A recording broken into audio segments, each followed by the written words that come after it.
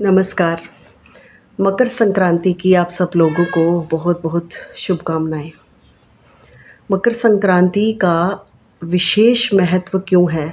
बहुत सारे लोग ये प्रश्न जानना चाहते हैं, इसका उत्तर जानना चाहते हैं। तो इसका उत्तर यही है कि जब सूर्य दक्षिणायन से उत्तरायण होते हैं, यानी कि दक्षिण दिशा से उत्तर दिशा की तरफ जब सूरज आते हैं, तो सबसे पहले जो राशि पड़ती है वो मकर राशि पड़ती है।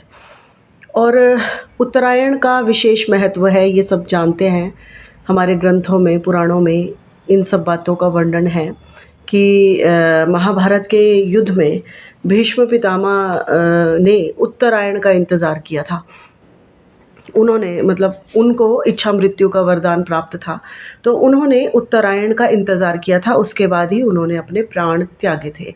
तो उत्तरायण का विशेष महत्व इसलिए भी है क्योंकि ये जो 6 महीने होते हैं उत्तरायण के, इन दिनों में जप, तप, ध्यान, साधना ये अत्यंत शुभ फलदायी होती है। माना जाता है कि उत्तरायण में जो भी मनुष्य देह त्याग करता है उसे मोक्ष की प्राप्ति होती है, नहीं तो उसकी जो गति होती है वो अच्छी होती है। इसीलिए मकर संक्रांति का और उत्तरायण का इतना महत्व है। और दूसरा बड़ा कारण ये है कि सूर्य इस दिन मकर राशि में प्रवेश करते हैं। मकर राशि यानी कि शनि की राशि। सूर्य पिता है और शनि पुत्र है, ये सब जानते हैं। लेकिन उन दोनों के बीच में हमेशा से तनातनी रहती है। इसके पीछे भी एक छोटी सी कथा है कि विश्वकर्मा की पुत्री संज्ञा का विवाह जब सूर्य से हुआ, तो सूर्य और संज्ञा आपस में बहुत प्रेम करते थे। लेकिन सूर्य का प्रकाश इतना तेज था, वो इतने ज़्यादा ऊर्जावान हैं कि संज्ञा उनके प्रकाश को सहन नहीं कर पा रही थी। लेकिन वो सूर्य से बहुत प्यार करती हैं, तो इसलिए उन्होंने सूर्य से नहीं कहा कि वो उनकी प्रकाश की वजह से अनकंफर्टेबल हो रही हैं। तो वो उन्हें दुखी नहीं करना चाहती थी, इसलिए उन्होंने उन्हें बिना बताए एक अपनी छाया को उन्होंने सूरज के पास रहने के लिए भेज दिया और वे खुद अपने पिता के घर चली गई या फिर जंगल में तपस्या करने चली गई, ऐसा शास्त्रों में लिखा है। तो जो छाया थोड़ी सी गंभीर स्वभाव की थी, थोड़ी अनुशासन प्रिय थी और गंभीर थी, जबकि संज्ञा सौम्य और विनम्र है। तो छाया से शनिदेव का जन्म हुआ। जब ये बात सूर्य को पता चली तो सूर्यदेव हैरान हो गए कि मेरा पुत्र होकर ये इतना निस्तेज कैसे है।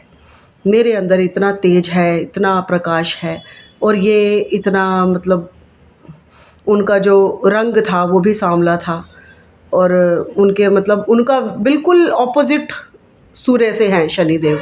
यानी कि अगर सूर्य राजा हैं तो शनि सेवक हैं, अगर सूर्य अहंकार हैं तो शनि अनुशासन प्रिय हैं, सूर्य तेजवान है तो जो शनि है वो धीरे चलने वाले ग्रह हैं। तो उनमें आपस में टकराव हुआ।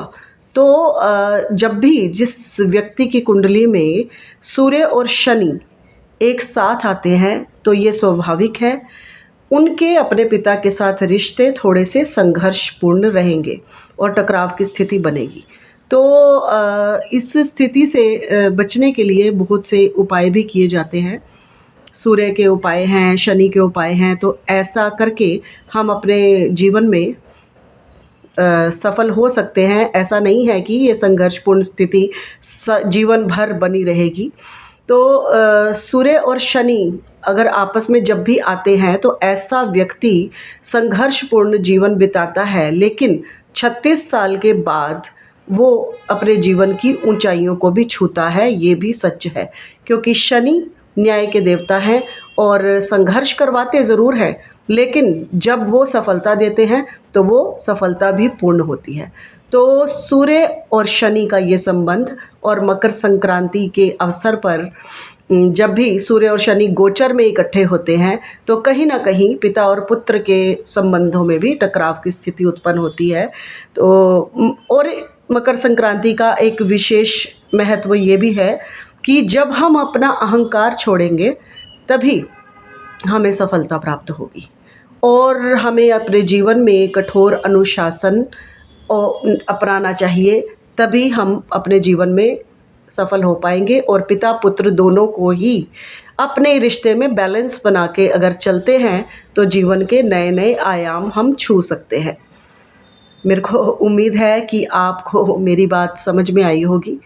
अगर आपको कोई भी डाउट है या कोई भी आपको, तो आप कमेंट में आप अपना डाउट लिख सकते हैं, या अगर आपको मेरी बात नहीं समझ आई उसके लिए धन्यवाद। जय श्री राम।